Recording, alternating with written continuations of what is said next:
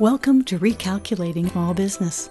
Like its award-winning book, Recalculating is dedicated to small business in America. Your hosts are Don Mazzella and Dan Perkins. Don Mazzella is the editor-in-chief of the Small Business Digest. Dan Perkins is a registered investment advisor with 43 years' experience in managing money. Dan Perkins here, your co-host, along with Don Mazzella of Recalculating for Small Business. Our radio program is dedicated to you, helping the small business owners increase their profits. We draw our name from Recalculating, voted the best small business book of 2017 by the Independent Press. In this book, it features ways to grow your small business. Now, here's Don Mazzella.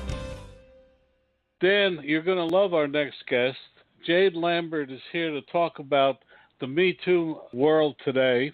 I'm not going to say anything else because I'm going to ask Jade to explain what she means. Jade, welcome to the program. Well, first, I'm going to ask you a little bit about your background, and then a little bit about what we talked about earlier. So, welcome to the program. Well, thank you very much. It's good to be here. My name is Jade Lambert. I'm a partner at the law firm of King & Spalding in the Chicago office, and I have been doing high-stakes, sensitive litigation and internal investigations for about 11 years now, including cases where there were allegations of sexual harassment or assault. I told you, Dan, this is going to be interesting. Okay. Jade, you have some very good ideas, and please, the floor is yours. Explain why you're here and what you found over these 11 years. Sure. Well, I'm here to talk about, especially for business owners and entrepreneurs, about things that they can do to create a good workplace culture and reduce legal and compliance risks. And I think that the current moment that we're in with Me Too, which isn't a new concept. I mean, Tarana Burke started it in the MySpace era, but this past October it really took off in the wake of the Harvey Weinstein investigation and the New York Times story. So a lot of companies of all sizes are concerned about workplace culture and what they can be doing to build out a culture of compliance and to deal with potential allegations of workplace harassment and assault. So, we help clients both on the front end to do planning and counseling, and also if an issue arises to do investigation either for an independent view or if they're looking for somebody to investigate for purposes of defending against litigation. Well, Jade, I'm going to ask one question and then turn it over to Dan. Being two males who have been involved in business for many years, some of the things, and being older people, some of the things that we took for granted when we started in most of our career now seem to be under attack. Just to give you one example for me, I like to mentor young people, and whether they're male or female makes no difference. But I've noticed over the last couple of years that this has become an extremely difficult issue for a lot of men and even women, as the younger people seem to be extremely sensitive to any sort of intimacy beyond anything. Would you like to comment on that? Sure. I mean, I think there are, some potentially different views and sensitivities based on generation. But as somebody, I've worked in a lot of industries, not just the law firm industry. I've worked on factory floors. I've spent a lot of years as a server. But I think what's universal in terms of the workplace and mentorship is that it's not that the rules of the road aren't that difficult, and they could be easily learned if somebody's facing challenges. And I think that there's a risk that if men look at it as some sort of a risk of just interacting with women in the workplace, then that's not the result that anybody wants, because then women lose out on these great mentorship and development opportunities you talked about.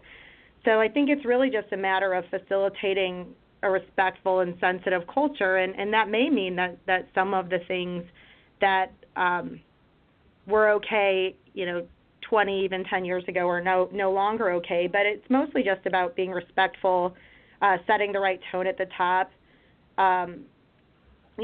Not touching people is one that people have different levels of comfort with. So the safest bet is to not touch your coworkers, not comment on their physical appearance, but also at the same time you want to make your coworkers, both men and women, feel like they're valuable and part of the team. And I think the hardest one in a workplace setting, because nobody wants to be the killjoy, is that if something really is inappropriate, to speak up and say something, because I think one of the biggest barriers to creating a good workplace environment for women is when the people who don't approve of the conduct say nothing, that allows bad conduct to proliferate. I have a lot of questions, but I'm going to turn it over to Dan first. Great. Thank you. Welcome to the show. Thanks, Dan. Let me give you a couple of things that I have read about. The Me Too movement, when it first came out this year or last year, was driven by Harvey Weinstein and his behavior. And then as that realization spread, we found that it was not just Hollywood. We found that public broadcasting had a problem, and some of the networks had a problem, besides the heads of studios. And in non-entertainment businesses were having a problem, and the government was having a problem. And so if I can equate that, the reaction to those problems as a pendulum, one of the things that concerns me is that the pendulum has swung perhaps too far, and in a direction. I won't say left or right, because that's not necessarily appropriate, but it swung to the point where there are, as Don talks about, there are people who have the ability to be wonderful mentors, who are, and this is not a sensational word, who are paranoid that something that they do will be misconstrued, and they find themselves on the evening news because this particular person has decided that whatever that person did was sexual harassment. So I'm saying that I think that one of the pendulum swing problems is that the women are actually going to suffer in terms of opportunities, because of, Don said, and I believe it's true, there are people who are reluctant now to engage with women because of the fear of that if it doesn't go well, they don't like what they're hearing from the boss is going to be, complaints are going to be filed against the boss. And in reality, while we are a nation of laws that says one is innocent until proven guilty, in these particular situations, I suspect that people are guilty until they can prove they're innocent. Dan, that's a lot to unpack, but let me offer a few thoughts. One is that, I think you're right that we are talking about a pendulum. And, historically, you could say that the pendulum was too far in the other direction, where a lot of bad behavior was being excused, ignored, facilitated, swept under the rug. So is there a risk of overcorrection? I imagine, sure, there's always a risk of something like that. But at the same time, the word you used was paranoid, and I think that paranoia connotes a fear that's not really particularly well-founded. And I think that is the case here, because I think I'd like to say that the majority of men that I've encountered both in my professional life and in my life in the service industry and everything else have been good, upstanding guys who understand, who know how to be appropriate. It's not that difficult, and I don't think it's a matter of having to never be alone with a woman.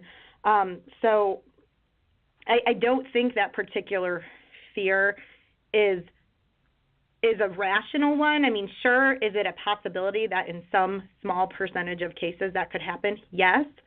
But I think that it's not a good reason to not mentor women, because, the flip side of that is that you're losing out on really valuable employees and probably some of your best people.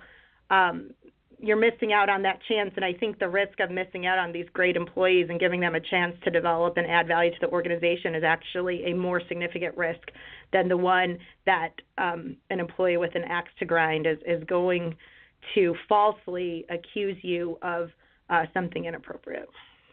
But I understand your point of view, and I appreciate it. But from a practical standpoint, the thing that concerns me is that as I said, guilty until proven innocent. I have seen and read reports of what happens to corporations when an executive in that corporation is accused, and how it literally taints the entire corporation, and that people lose their focus, they lose what they're trying to do in the business. They become very concerned about what's happening to the boss. And if something's happening to the boss, what's going to happen to the company and what's going to happen to my prospects? So I think that it is a serious problem, and I think that women are paying a higher price.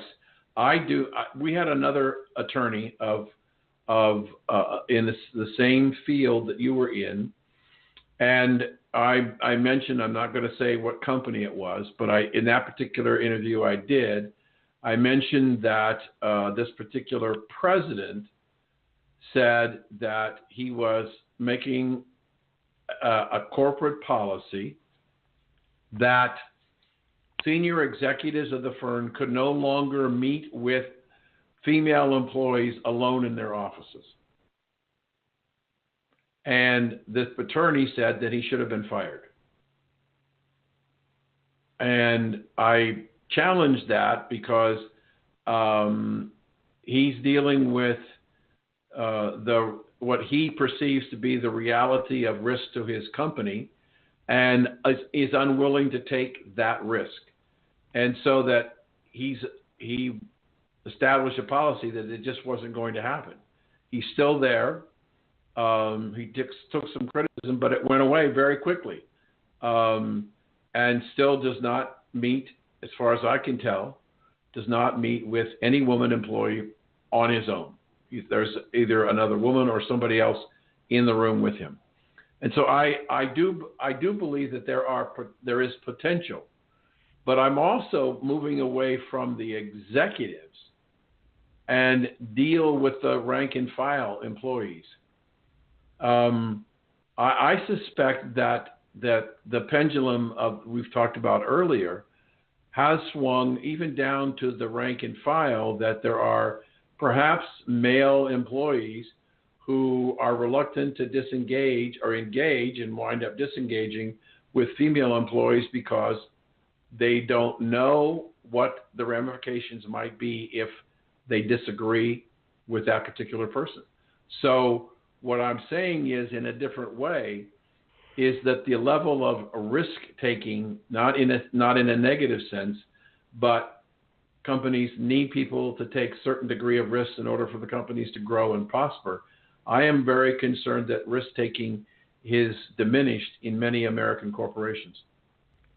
Yeah, I think that for that to be the approach, I think that's an overstatement of the real risk of that. And unfortunately, it sort of ascribes these bad motives to women as a whole, that they're going to if they don't get their way, that they're going to seek revenge or something like that. And I think that's a very negative approach versus something that's more proactive about just setting a tone and an expectation that employees of all sexes will be treated with civility and respect. And I think that, you're talking a lot about, one, you're talking about risk, but you're also talking about a reactive setting. And there's no doubt that the stakes are high right now when these kind of allegations are lodged against corporate leadership. I mean, we've seen how quickly this stuff unfolds in the media. We've seen how swift the action and response has been from corporate America on some of these things. But I think that's why it's all the more important for organizations to be proactive and try to facilitate a good culture where, like I said, employees across the board treat each other with respect. Because, women have been talking about this stuff for a long time, and by and large in any organization, the women kind of know who the creeps are, and probably a lot of the men know too. There can be open secrets about people's bad behavior or who gets drunk and inappropriate at the office Christmas party, right? Right. So again, I think I would just say I think most people behave appropriately, and the people who are asking, is it okay for me to be alone with a woman, or is it too risky for me to be alone? I don't think that's the right question to be asking. I think they should be asking, how can I behave appropriately so that I minimize the risk of anything ever being said about me?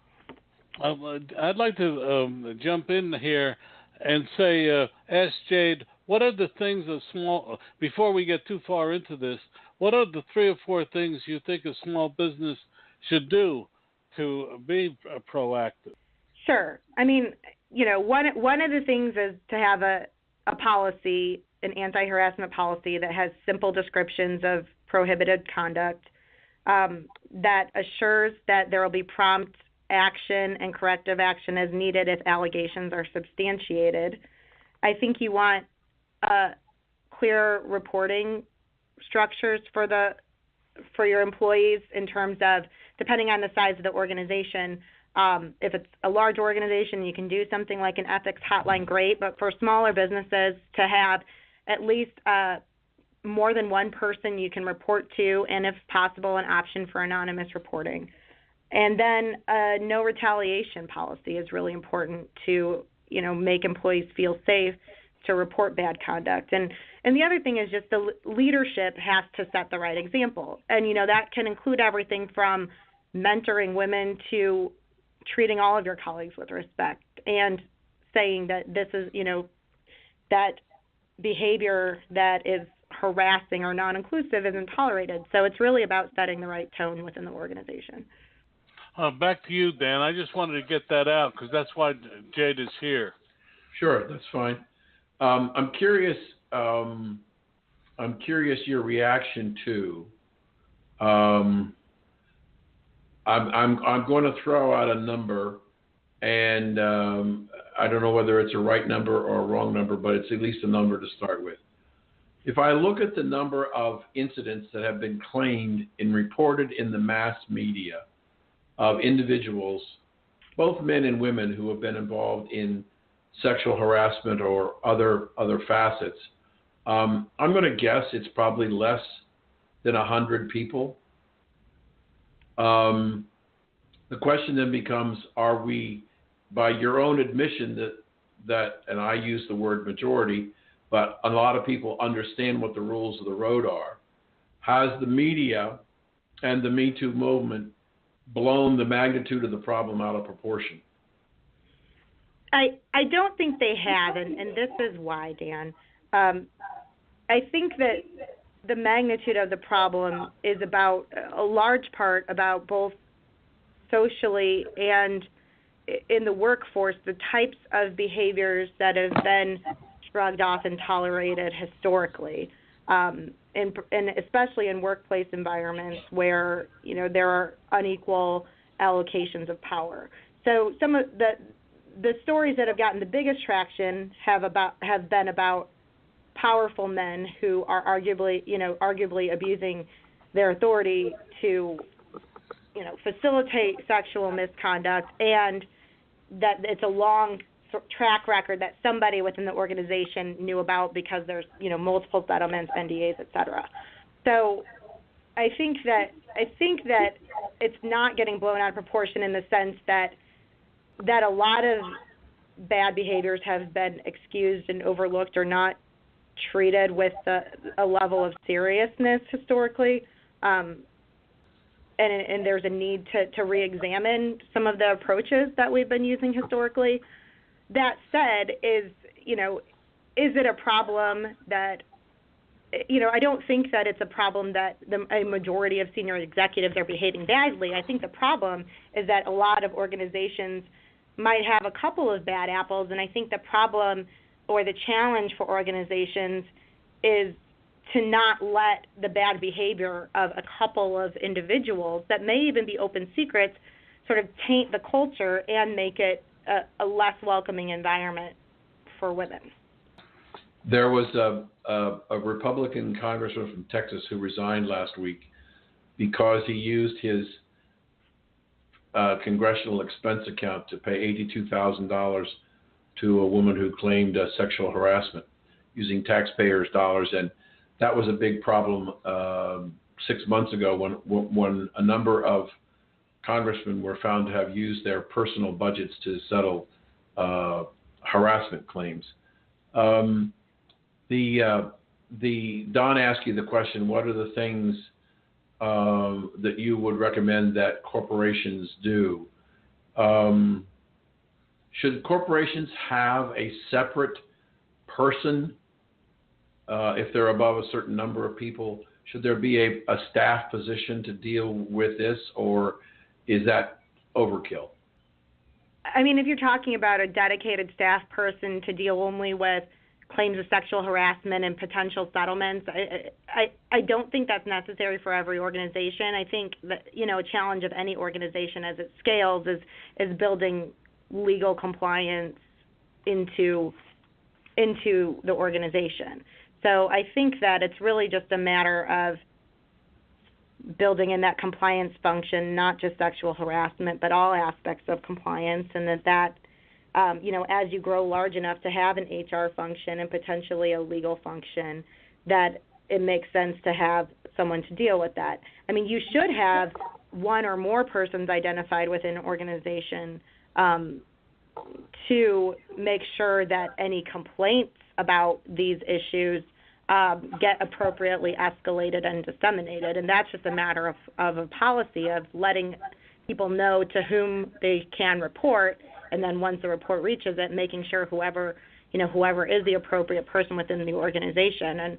And depending on what the specific complaint is, there may be a need to involve, if it's a small enough company that they don't have their own sort of in-house lawyer, that they might want to involve somebody, some kind of outside lawyer to evaluate the claim and potentially help investigate it. And even if they do have in-house counsel, when allegations involve C-level type of people, you may want to get an independent view just because of the possibility of a conflict of interest.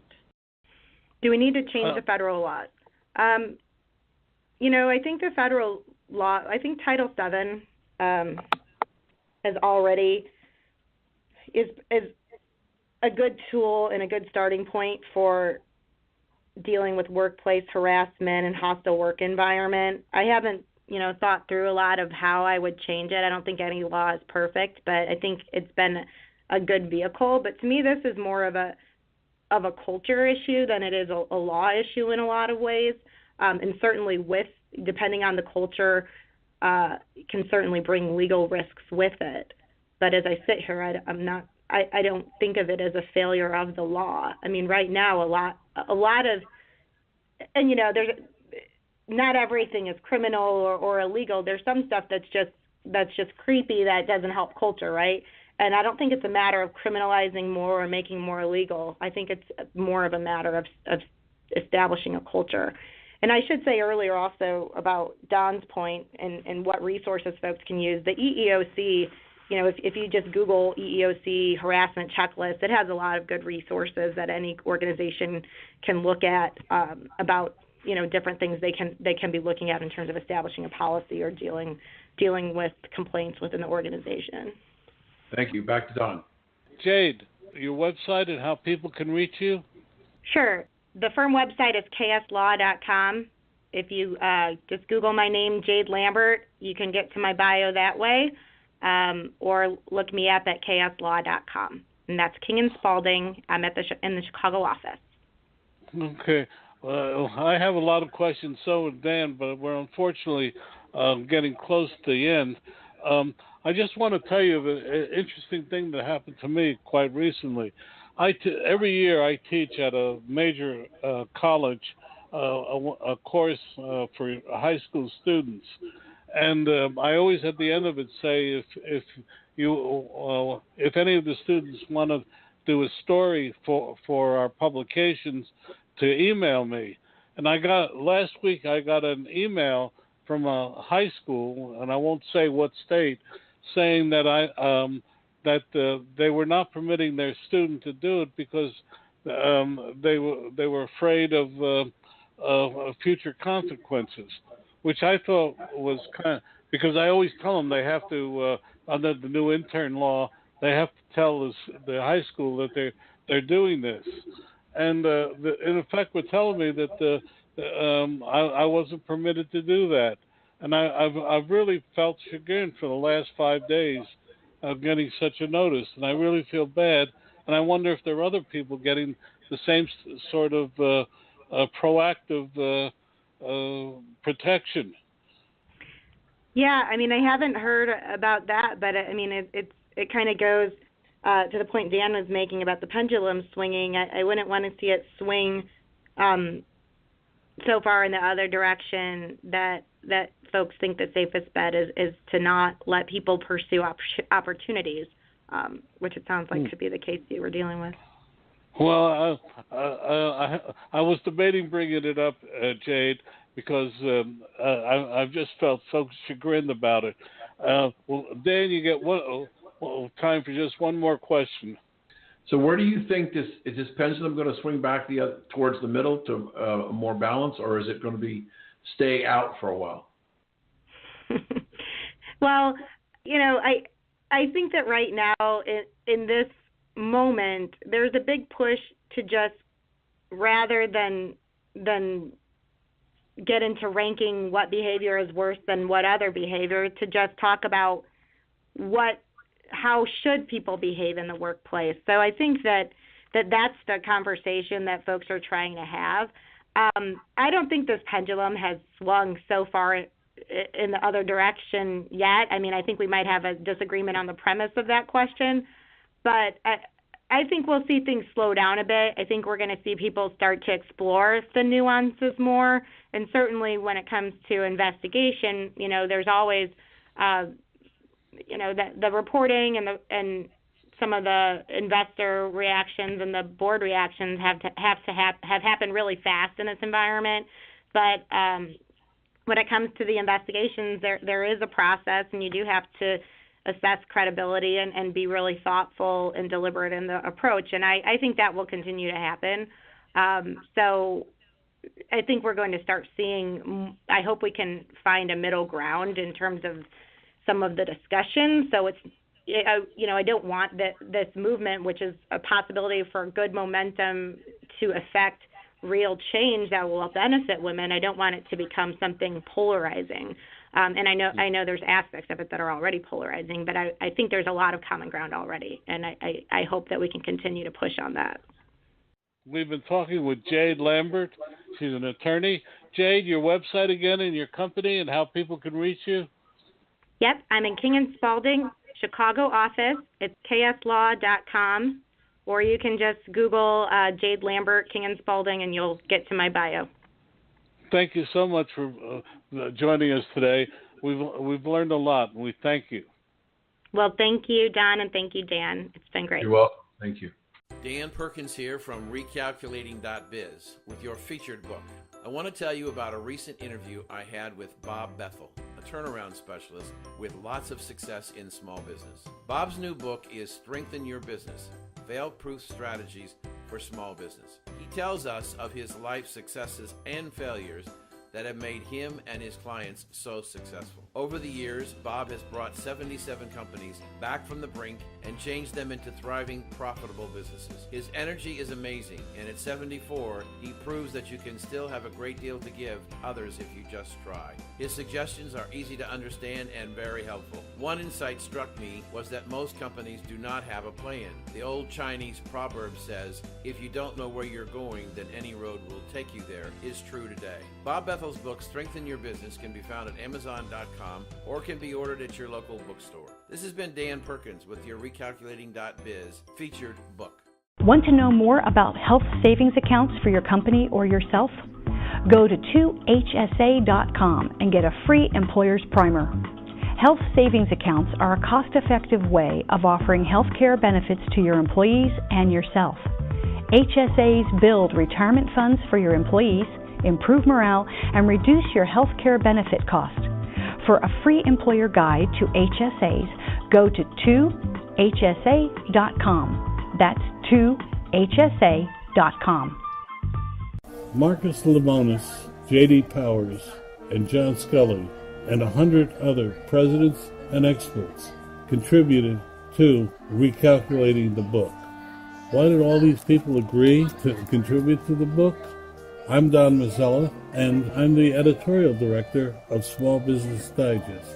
And for 20 years, we have been offering small business leaders information and data to increase profits. Recalculating the book was named the best small business book by the Independent Press Association. Whether you need help with marketing, staffing, finance, operations, technology, or many other subjects, they're all here in Recalculating the book. They're now available at Amazon at a reduced cost. We've also created the radio program Recalculating on Recalculating.biz. Dan, we always like to spotlight new products from creative people. Kathleen Pisano has an innovative beach product, and she's here to tell us about it. Kathleen, welcome to our show. Thank you, Don. It's great to be here. Well, I have to tell you, first off, you sent us a sample, and the first thing my wife complimented on was the packaging. You sell the product outside the packaging. But I'm going to start by asking you, what is it that you created, and how does it work? And tell us more. Okay. Well, No Blo is a beach umbrella anchor. And what it is that it is a nylon bag that you fill up with sand, and then you Velcro the nylon bag to the beach umbrella. There's a long strap from the top of the bag, and it Velcros to the beach umbrella above the spokes. And it keeps your beach umbrella from blowing away while you're sitting on the beach. And then at the end of the day, I'll tell you, at the end of the day, you just dump the sand, and the bag folds up really small, and you just bring it home again. Well, I don't think there's any one of us that hasn't had their beach umbrella blown away. So, I know. How did you come up with this, and why did you come up with this idea and then decide to market it? Do you know that I live near the beach, and I would bring my 3 small children to the beach every day, and I would have up a beach umbrella because it's such a safe form of shade, instead of all the sunblocks. So, most days it would blow away. So I realized that the sand on the beach could help me, and I used to fill up little bags with sand and attach it to the umbrella. And a woman on the beach came to me, and she said how she had seen a beach umbrella fly and go through a woman's leg one time, like one of those old wooden poles. And since then, she's been so afraid with her children on the beach that an umbrella would, impale them, really. So she told me it would be so great if I would really market this product and sell it. to the public because people really need a product to purchase. Like, it was definitely something that was needed. So she sort of inspired me along the way. Well, being inspired is one thing, but there's a lot of steps between thinking of an idea and doing it. But before you answer that, I'm going to turn it over to Dan because Dan usually does it more methodically. Okay. Well, Kathleen, I live on Sanibel Island out in the Gulf of Mexico in southwestern Florida. So I'm surrounded by some of the best beaches in the world. So and pretty strong breezes. So how long have you been marketing? What is your product called? The product is called No Blo. No N-O-B-L-O. Yeah. Okay. Because you get it. It doesn't blow down the beach. No Blo. Okay. So how long have you been marketing it? I would say we've had it about 5 or 6 years now. And do you sell it through bricks and mortar or just on the internet? Just on the internet. And what does it retail for? $20. And have anybody in the brick and mortar business approached you about selling it at their stores? A little bit at the beginning. When we were first, of course, we thought that we'd get it in every store in America. But I feel like what happened is, we would try and reach out to lots of different stores, and it just wasn't making an easy connection. And my business partner and I both have a couple of young children, so we realized that it would be so much easier for our business if we just stuck to the internet, So for us, it has worked so well just sticking to the internet. Yeah, it's really hard to find a national brand in beachside stores because they're also locally run. So finding a major distribution point might have been probably would have been difficult. And they basically are in the business of selling T-shirts more than anything else. So, so how has your business grown over the last 5 years? I feel like it's grown, like it's just really has been it was a slow start to the business. We just do like a little bit of press every year, but it has just continuously bloomed year after year. And I think the main reason for that is that when people have No Blo, they have it out on the beach in such a public space. So it almost has its own advertising on the beach. Like it's very visible on the beach. It's something different. And when people have a No Blo on their umbrella, they love to tell people who don't have a No Blo on their umbrella because, it's such a simple solution to a problem. Is your name on the bag? No Blo? Yep. The front of the bag has, it's like a anchor, it looks like, with an umbrella above it, and the bottom of the bag just says No Blo. And then on the back of the bag, it has the instructions for how to use it, right printed on the back of the bag. It's like very simple. There's even a line that says fill to here with sand. And how is it attached to the umbrella? There's a strap, a long strap, and it has, at the end of it, it has like a Velcro, like a boogie board would. You know how like the old boogie boards used to have a Velcro strap on them? It has a very similar Velcro strap. And you put it above the spokes of the umbrella. You just wrap the Velcro strap around up there, and it just holds it for the whole day. Terrific. It's so simple. Yeah. So, where are you selling it? Do you know yet for sure? Is it on the East Coast, the West Coast, Gulf Coast? Where are people buying it? I feel like most of our sales come from, especially in the summer in New Jersey, most of the sales come from, like, I would say from Cape Cod all the way down to Virginia Beach. There's like a strong sales from that area, I think, because it probably has grown most out of New Jersey, people seeing it on the beach and just the word slowly spreading. But we do have, quite a few sales that come out of California and a little bit out of Hawaii. And then in the winter months, we just keep growing and growing in Florida. As I guess more and more people see No Blo on the beach, it just has been. So winter, the Florida area maintains us for the whole winter, which is, slowly more and more sales each year. Well, after the show's over, we'd like to chat with you about some ideas we might be able to help you with expanding your market. But that's for another time. Great. Okay. Yeah, we'd love to help you. So what have you learned about, is this your first business? It's definitely my first business. What have you learned in the 5 years that you've been in the business about starting it up?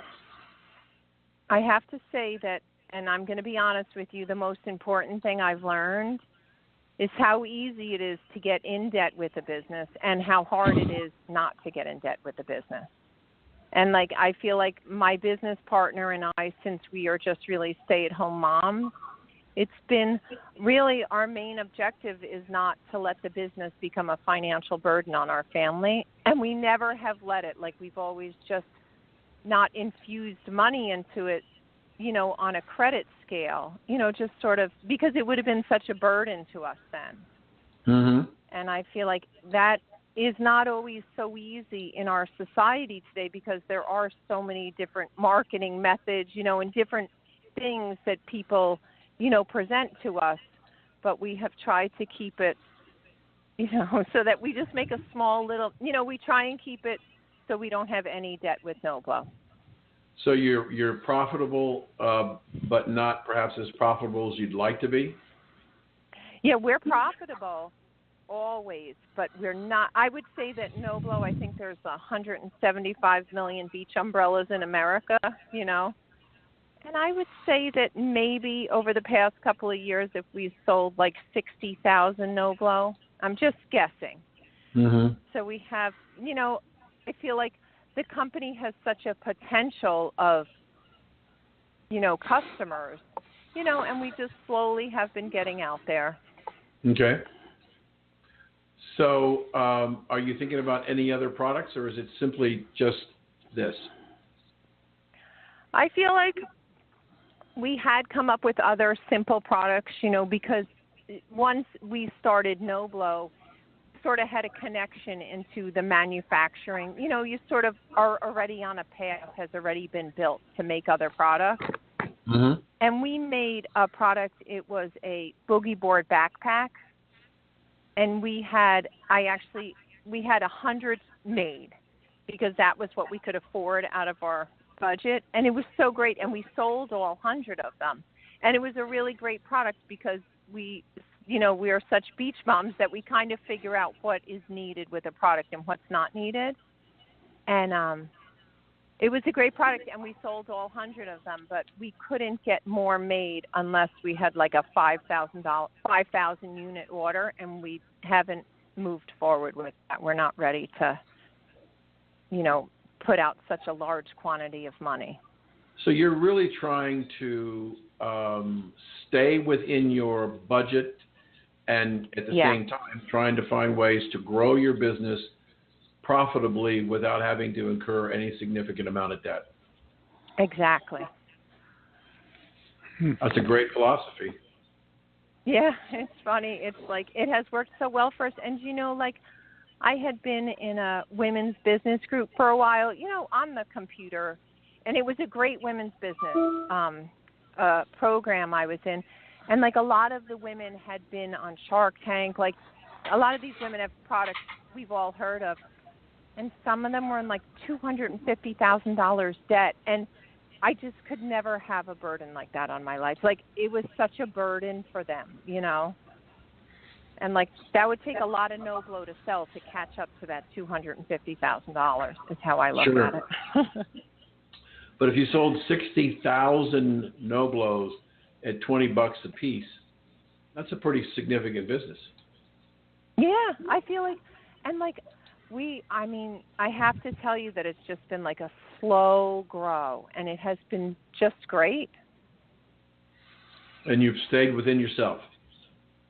And we stayed, and that's why I feel I love No Blo, because I feel I am free from it. It's not a burden on me. And I get so excited when I talk about the business because it is just such a free thing.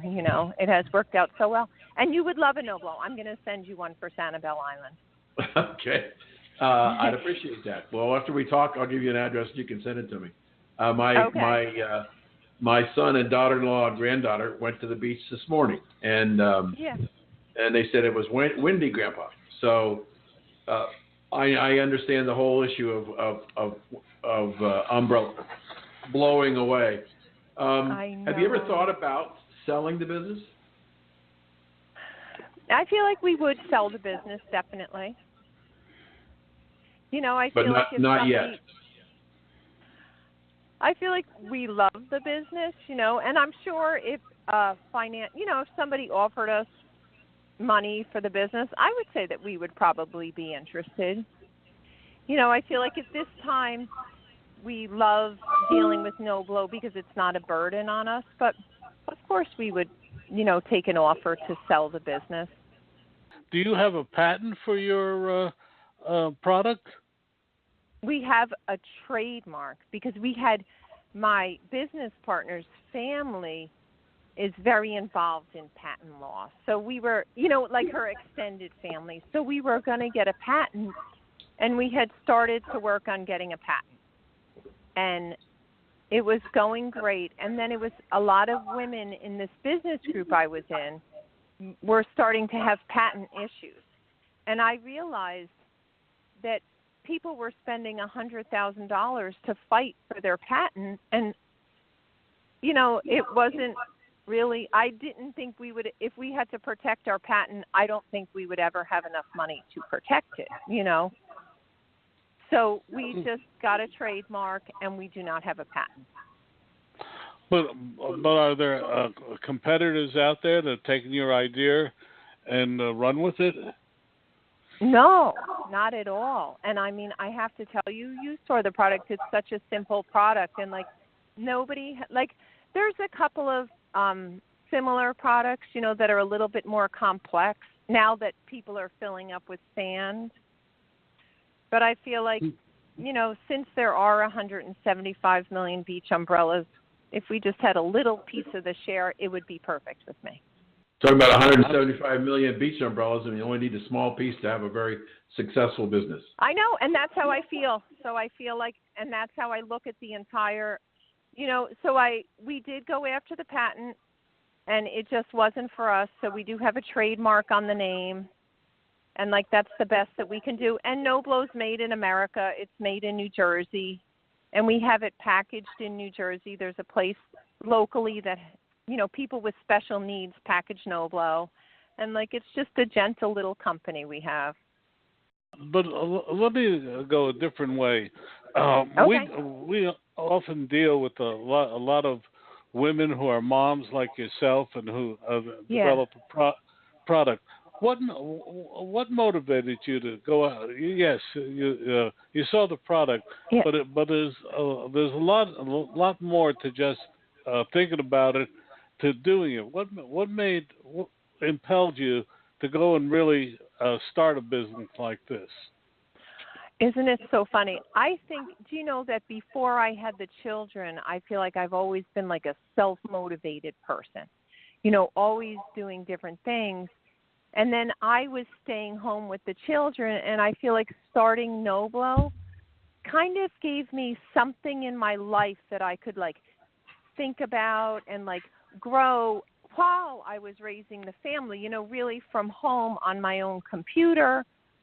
And I feel like that's why it ended up working so well, because it was kind of like a little side thing for me as a stay-at-home mom. And I feel like it was such a healthy thing for me to have while my children were so little. And your partner is also a stay-at-home mom? She's a stay-at-home mom as well. How do you divide up your responsibilities for the company? I know. I feel like that I am really the person who's on the forefront of the entire company. I have been in charge of getting the manufacturing done. I've been in charge of the packaging. I've really kind of run the entire, facade of the company. And my business partner, Beth, has the best ideas. She came up with the logo and the name. And like whenever I'm not sure which direction to go in, I can just ask Beth, and she will think about it for a little while, and she'll know which direction to go in. But she's kind of in the background as a great resource. And sometimes she will have, she'll come across a great idea for No Blo, and she'll send me information about it. But I will do all the presentation for it, and I'll get it all together. And that's really how we run our business. Like I make most of the decisions without, and she is fine with that. And we have a 50-50 split with the business. If you had to do it over, are there any things you would have changed? Wow. That's such an interesting question. I don't think there's anything that I would have changed if I had to do it over. I can't think of anything, We've had such a fun time. Like at the beginning, we used to go, to all the stores along the New Jersey coast and try and get them sold in stores. But what started happening is all the people who work in the stores don't own the stores. They're not the decision maker in the store. A lot of the stores we went to. So it was always such a blockade, to find the person who owned the store, that it wasn't worth our time. And we do a lot of like the little town beach shows, where they have like a craft fair, and we'll set up a table with No Blo. But I can't think of many things that I would do differently. I'm going to ask one more question, then turn it back to Dan, which to me, your product would make such a great giveaway at a convention. People, I think, would glom. Can you make a customized I know. bags?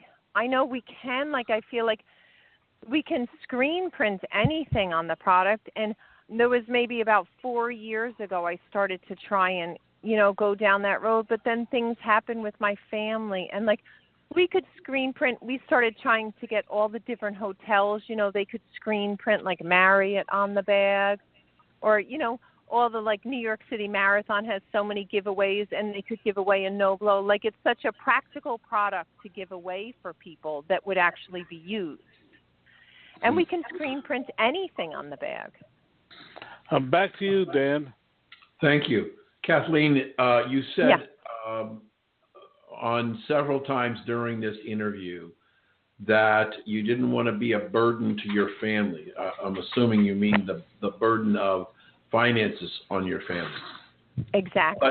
But given what you know today, after 5 years of being in the business, would you go back and make that same decision, or would you say, wait a minute, maybe if I'd have borrowed a few $1,000, I could have gotten where I needed to go quicker? No, I think I would have definitely done exactly the same thing we did. Like I feel like just all the years, like I've come to realize that I love, No Blo and our little business so much, and I feel like that's because I don't owe my brother $65,000 for it, or I don't owe the bank $65,000 for it, And perhaps if we had gone that way, there would be a bigger financial gain. But I'm not so sure, Okay, and is there a point where, have you ever been to the point where you had trouble meeting supply demands? No, I feel like do you know that I feel like sometimes as the summer comes on, like as this summer's coming on, like our sales are growing more and more than they were last year. But I will just put in an order a couple of weeks ahead, because it only takes a few weeks to have my product made since it's made in America. So, like, I can just foresee that this summer sales, and I just have ordered a little bit more recently, and I'll get them in 2 to 3 weeks and be able to, just hold them. And then if I see it's still growing, it only takes maybe 3 weeks for me to get another couple of thousand No Blo. Okay. All right, sir. Don, back to you. Oh, thank you so much. Kathleen, your website, I'm very interested in the product, but your website and how people can reach you? Oh, sure. Our website is thenoblo.com. Can you spell it out? People, okay, www.thenoblo.com. It's really interesting. A link to her, to Kathleen's website, will be on Recalculating.biz tonight, where you can hear this and every other program. Kathleen, thank you so much for joining us. It's been a real pleasure. Thank you so much. It was so nice to be on your show. Kathleen, just stay on the line as we hang up. Okay. Tell me, Dan, tell me about your latest book. My current book that's coming out, I should say, is Why Can't Grammy Remember Me? And it's really the first book written for children between the ages of 9 and 12 and their families dealing with dementia. Dementia is a growing problem with the elderly in the United States and around the world, and we are not very well informed about what's going on, what's happening. So I wrote this book in the form of a mystery. And I have two little girls, 9 and 12, who have a magical power to seem to be able to find things that are lost. And so they go to their dads and moms and they say, we work all over the neighborhood helping people find things, and we seem to find things. And their dad says, yes, you have a magical talent to do that. And they said, we'd like to start a business to see if we can help other people. So they decided to start a business. The two girls' names are Hudson and Charlotte, and they start H&C's Lost and Found. If you've lost it, we find it. And so they build a business, and they convince the dads to build them an office and a treehouse in the backyard. And they get busy making posters and flyers trying to get customers. And their dads take them downtown, and they put them in the windows and on the telephone poles and light poles. And they go home, and first week goes by, and nobody comes. And the second week and third week, and nobody comes. They're really, really dejected. And the fourth week comes, and there's a knock at the door, and they walk over and open the door, and there's a young man standing there with one of their flyers in his hands. And he says to them, my dad says the reason why my Grammy can't remember me is because she's lost her memory. And your flyer says you find things that are lost. Can you find my Grammy's memory?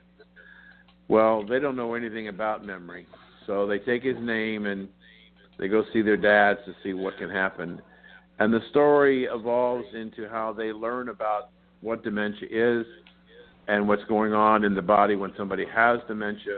And then they decide, while they can't find their customer's memory, they can help him build the tools to retain her in his memory.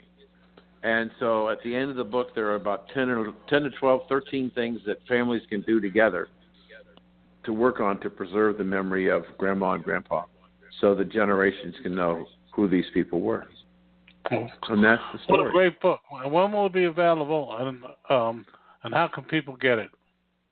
Well, it'll be available on Amazon.com. A lot of people who have read it, who've had moms and dads that have been stricken with Alzheimer's or dementia, tell me that they really now begin to understand what's happening in Grandma's brain. And we took a different approach. Rather than do the typical brain cross-section, I work with the artist, and we design highways in the brain. And there's a brain of one of the little girls and the brain of Grammy. They both have highways, roads, but the girl's brain, everything is green and go. Grammy's brain is full of no left turns, do not enter, stop, no right turns. So all of the messages that need to come from our brain get screwed up, and we can't function. Great illustrations, though. Wonderful illustrations. Well, say goodbye, Dan. All right. Time for us to go. Thank you for joining us. And by the way, if you didn't hear all of today's show, you can go to Recalculating.biz, and you can pick up this show and past shows to expand your knowledge as becoming more successful entrepreneurs. Thank you for joining us, and we'll talk to you next week. Thank you for joining us on Recalculating. We hope the information you received on today's episode was helpful to you in starting and growing your business. Please go to our website, Recalculating.biz, to contact us, to listen to past shows, and see special offers. Until next time, remember, if you grow, we grow. Join us next week for more helpful ideas to make your business a great success. Recalculating, a program designed to help you be successful.